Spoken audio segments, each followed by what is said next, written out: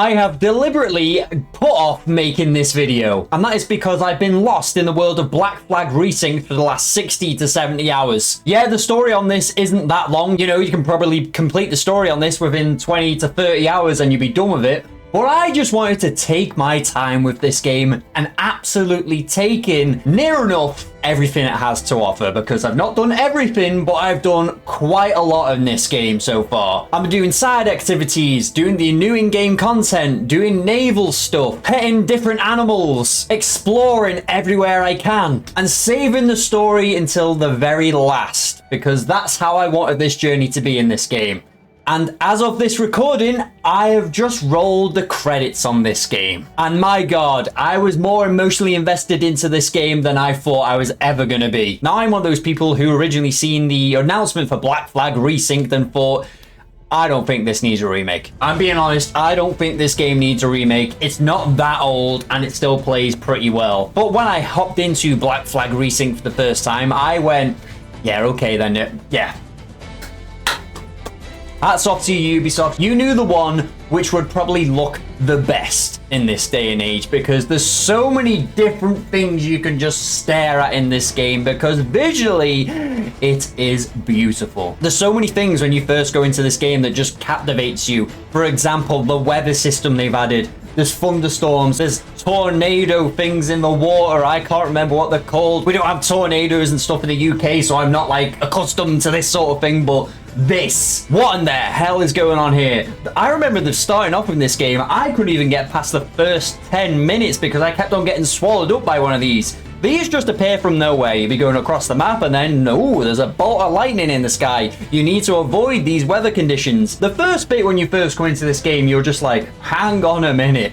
Hang on a minute. Of course, like I said, visually it looks good as well. The graphics are better, the lighting's better, the actual detail on how the world looks is better. Like, there's so many instances in this game where I just felt like I could sit here for a good 5 minutes on top of this viewpoint, or, you know, sitting there on the jackdaw and just take in how well this world looks and how detailed this game looks. I'm not talking Red Dead sort of detail where, you know, you go up to an NPC, for example, and they're doing a job, going around their daily routine, doing different things in their life, as you could go around in Red Dead 2 watching someone do that.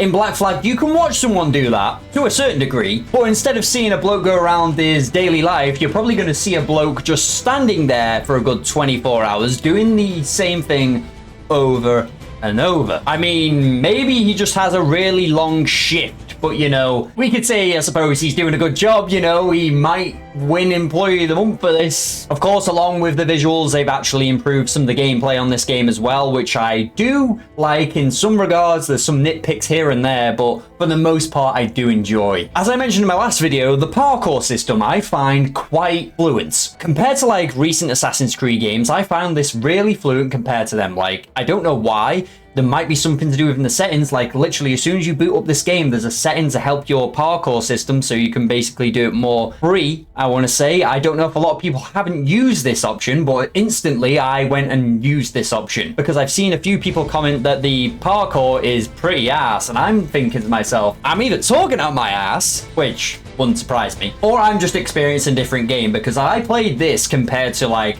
AC Mirage. I think this is fluenter. You might look at AC Mirage and go, that's fluenter, but I don't know. Maybe I need to go back to AC Mirage and actually compare the two, but I don't see anything wrong with the parkour system on this. Is it the best in the Assassin's Creed franchise? Definitely not, but, you know, it's definitely better than some of the RPG-esque ones, which I've said, where it annoyed me where you can climb near enough anything. Like, in the RPG games when I originally played them, I went, it's nice that you can climb anything, but, you know, on this game, it's going back to, like, the original Assassin's Creed sort of way. The combat and the stealth on this game. The combat, for starters, takes a little bit of time to get used to say it's actually good or not, I want to say. After spending 60 to 70 hours in this game, there is a lot of times where I thought, it can be a bit repetitive, don't get me wrong. There is ways you can make it more fluent for yourself. You know, you can knock people over, kick people over, fling people over to you like Scorpion from friggin' Mortal Kombat, counter people, you know, there's so many different ways you can kind of go about it, but I want to say it is limited. I prefer it probably than, like I said, Assassin's Creed Mirage. I'm saying Assassin's Creed Mirage for an example because that was like the more traditional Assassin's Creed game before this, not including Shadows, because I wouldn't really class that as a traditional Assassin's Creed game, but you know, I do prefer this combat compared to Shadows and AC Mirage. I know a lot of people don't like it though. I can understand why you don't like it, but I don't think it's the worst. It's kind of like something new. I said this in my last video, I feel like it's not the RPG bit, it's not the AC Mirage or, you know, like older Assassin's Creed games. It's kind of like they're trying something new, and if they can expand on this and make it a little bit better, I think we might be onto something here. Maybe. I'm glad they tried something new, that's what I'm trying to say. But there are things in the combat that do annoy me which aren't there. For example, in the older games, including the older Black Flag, you could use hidden blade type of combat where you could use 2 hidden blades rather than using like 2 swords and have that as combat. There's also no hand-to-hand combat. But there is hand-to-hand combat in actual mini games, like when you go up to a bar and get in bar brawls. Why isn't that in here, but it's there? Maybe it's something Ubisoft can add later on, because literally the mechanic's right there. Why isn't it in the actual main game? I actually used to like, you know, going around disarming people in the older game, hand-to-hand combat. Someone's coming along with a sword, you disarm their sword off them, and then, you know, you just continue from there. But, you know, it's not there, and it's kind of annoying that it's not, considering you have it in a bar brawl. But stealth, on the other hand, is something I feel like they have improved on. You now have a duck button, so you can crouch down and basically, you know, crouch around everywhere rather than run around everywhere, and the only places you can kind of crouch around are in, like, you know, bushes or whatever they are. In this you can do it anywhere, and it feels like you're being more sneaky everywhere. Well, that being said, there were like a few instances where I felt like I was just getting spotted for absolutely no reason. Like, I feel like these NPCs were like a bit more cracked up, you know. I was there in a hay bale, for example. I feel like any guard can hear me like assassinating a guard into a hay bale, which is kind of realistic, because if I'm going to hear a ruffle of hay bale in the distance, I am immediately going to think, what the hell was that, rather than just standing there like an absolute limp dog. No idea why I said absolute limp dog. I don't even know what the hell that is, but you know. What I'm trying to say is these NPCs are more aware, and sometimes when I'm trying to be stealthy, it's kind of hard because I'm either crap or they're cracked. But compared to the original game, where there was actual missions where you need to go around stealthing, you know, tailing people. If you get caught, then, you know, mission's over, go and restart from the checkpoint. If you get caught on this, for example, in a place where you think you need to be stealthy, it'll just basically go, no, continue on, and literally go plow for everyone. And I mean everyone, because I feel like the guards on this, there's freaking loads of them. If you don't cut the bell, for example, I want to say another 20 guys are at least coming after you. Make sure you cut them bells. Cut them bells, I'm telling you, because otherwise you'll be there for a good 10 minutes countering and killing people.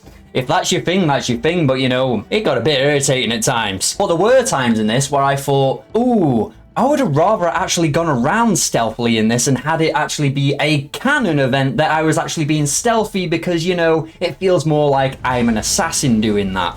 Rather than most of the time, like I said, you can kind of just go through and plow your way through there. And because I'm not the best at stealth, it happened quite a lot where I had to just plow my way through there. Or, you know, you would get 90%, the target's over there, you've assassinated, I want to say 90% of the people in your way, you finally get to that last person you want to get to, and there's a guy standing behind you going, whoa! And then literally every other guard hears him shouting, and now it's alerted, and you feel like, right. In the same way, I kind of glad they took that out, because it helps progress the actual game faster, because rather than just being stuck behind a checkpoint, whereas you feel like whenever you could get to the end and then literally have to restart the mission, it's a bit annoying if you had to do that. Whereas with now, like I said, it's actually probably better because you can just progress the story faster. Now, the naval side.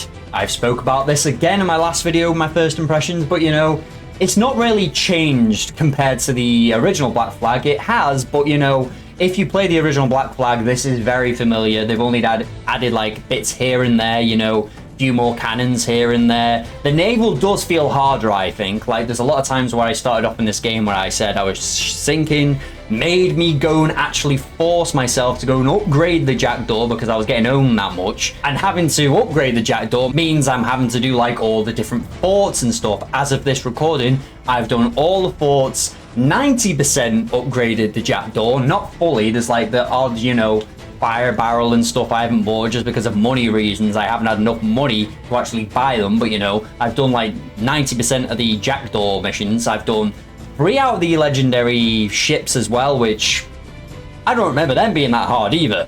But on this game, yeah, they're pretty challenging. I remember them being a challenge, but I feel like on this game, they're even more challenged. Like, there's a certain one, like, I started up on, I was like, I cannot get close to this guy to actually damage him. I had to just keep on mortaring the guy because he was just literally going around in a spiral and I couldn't get to him. Or, you know, when I'm actually doing the forts, you know, trying to actually beat the forts, I don't know, there's a convoy of actual ships around rather than just one or two. There's a certain one anyway where I feel like they actually do mention that it is the place that has the most like ships around it, and holy, that was probably the hardest one. Yeah, that was probably the hardest one because there was like 2 man of wars, some schooners, something else, and it's just all coming at you at once, and it just feels like, wow.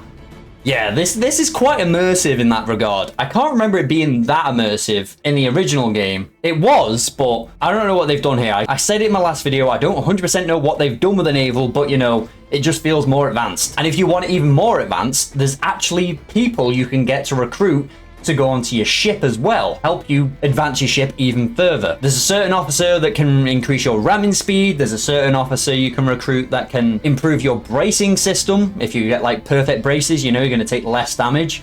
And there's one that you can get right at the end of the game that helps improve your broadside cannons. And I'm talking like literally like sequence 11 you can get this guy, because I was wondering through most of the game, there's a little officer slot there that's empty. When am I going to be able to get this guy? But once you get all these upgrades, it makes a noticeable difference. And obviously, if you're going against like the legendary ships, you're probably going to want these. But other than just giving you stat boosts, these newer characters, newer officers, they actually have their own little storylines as well. Like they've added new gameplay into this game with their own little storylines with these officers, because these weren't in the original game. It's not the best like story, but you know, I'm glad they added it in. It's, you know, it's more content. You can't moan at nude content. I said it in my last video, you can kind of tell when it's new content because Edward just decides to do the pose, but you know, but I appreciate they've added that into the game. But another thing with your actual ship as well, transitioning to everything on this game is so much more smooth than the original.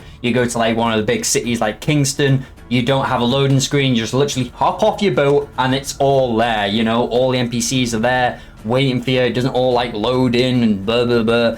It's really good. It's just really well done. Like you can go anywhere on this map and you don't have any loading screens, maybe from apart from where like you die, or when you actually go into the captain's quarters where it just has like a 2-second loading screen. I won't even call it a loading screen, it's just like a black screen for like a second.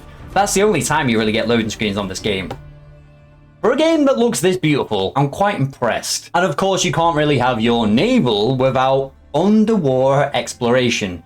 Yes, we had this in the original game. You know, you had your bells where you go underwater, you do the underwater missions. And I'll be honest, in the older game, I didn't really like these missions too much. You know, I felt that they were a bit, you know, repetitive, a bit dull, and I just thought like they were a chore to do. Here though, I found myself enjoying them a lot more, and it is probably because of the way it looks. Like, going underwater on this is like a different experience again. You're like, it's like going to SeaWorld. The only thing I can explain, you know, where you go to like park, you know, in real life, and you just see like, you look above you and there's like a shark in a tank, or, you know, there's a shark there. It feels like that because I'm behind the screen and I'm looking at sharks and even friggin' whales that are going over you. Jellyfish, small fish. It looks really, really nice. And I don't really think I know any other game that does like an underwater section as well as this game. Maybe like Subnautica, but you know, Subnautica's graphics compared to this, yeah, it's night and day. So, I've said it before, I'll say it again, this is a nice looking game. I think I've said it anyway.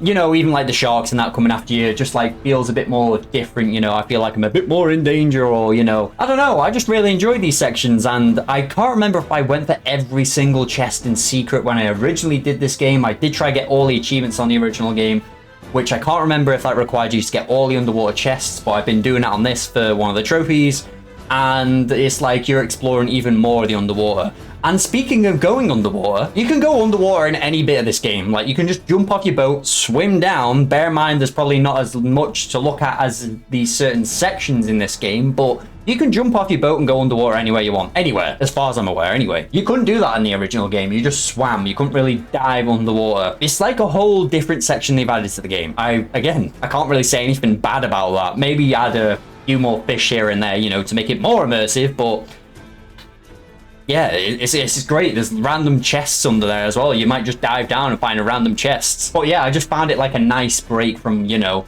just riding on the water to actually going underneath the water. Now for the story. So for the story, I had been doing the story in this game, but I said in my original video, my first impressions of this game, that because I've actually completed this game a few times, I actually know what's going on in the story already. You know, I've actually completed the story already. I know how it ends, so I don't really need to go and rush through this game, you know, without getting any spoilers of how it ends, because I know how it ends. And I really love the original Black Flag story. It's probably one of my favorite Assassin's Creed games. But with Black Flag Resynced, I found myself even more connected to the story. And I don't know whether that's because I'm getting older and, you know, I'm taking things in more, I'm appreciating the story a bit more, or it's because Ubisoft added so many little different things into the story where I was just sitting there and had to stop for a few minutes and go, was this in the original? Was this in the original? Because I don't remember it being in the original. Some bits they've added into this story don't really, you know, make dramatic changes. There's like bits where you may be like sleeping on a bench, for example. And then there's bits in this game where the side characters, which I don't really care about in the last game, they expand upon a little bit more. There was a certain bit in this where I, like I said, I just had to stop and go, this wasn't in the original, surely, because I don't remember any of this, and I didn't remember any of that because it wasn't in the story originally. Slight spoiler now. There was a side story with Steve Bonnet where I just went like,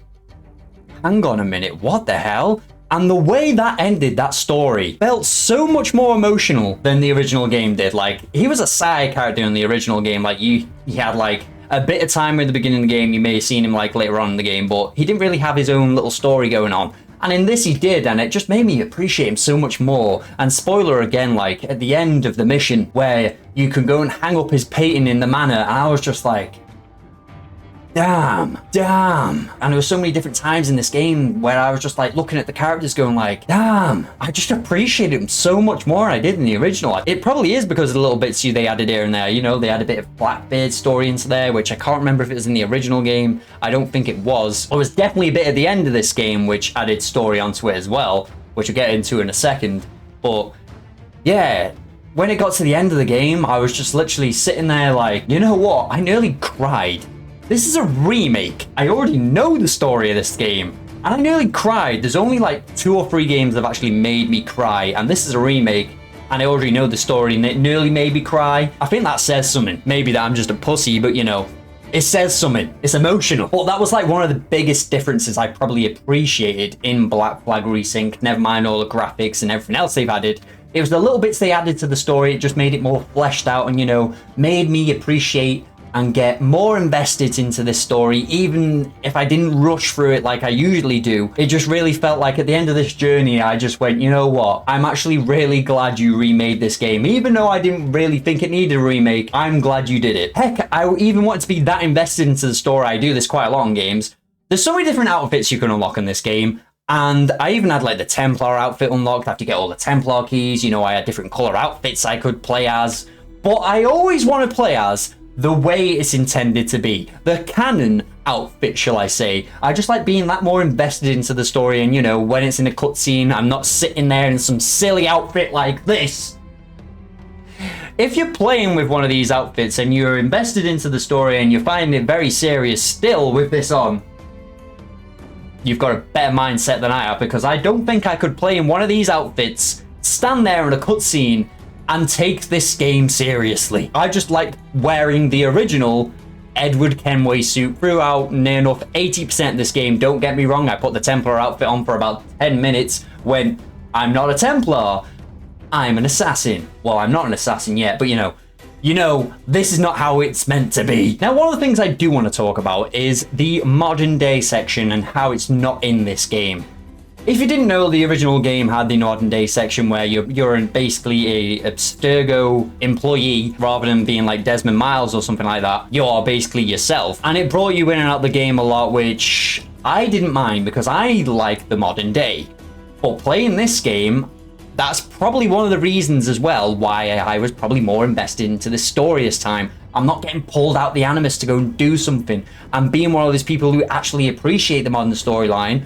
I still like this better, you know, just staying in the Animus. But there is modern day segments in this, kind of, which are like animus sequences where you go through like a rift and it basically gives you a different sort of perspective of Edward's story, but at the same time you're kind of experiencing like some modern day aspects, and they're very optional. Like, you don't need to do them at all. Like, it's probably hard to come across one of these. It took me a while to come across one of these, and when I did, I went, oh, hang on, what the hell is this? I knew they were in the game, but you know, I was like, oh, okay. I appreciate that they've done this optionally, and going forward into different games, I don't know how I'd feel about them doing it this way, or, you know, like they used to do. Probably stick to this sort of way where you can exit the animus when you want to, maybe. But at the same time, because I know how the original game's modern day ending actually ends, like, this is a spoiler if you haven't played the original Black Flag, the Sage in this game basically appears in the modern day. Like, he's an Abstergo employee that's kind of gone like undercover, you know, the Sage is there in that game, so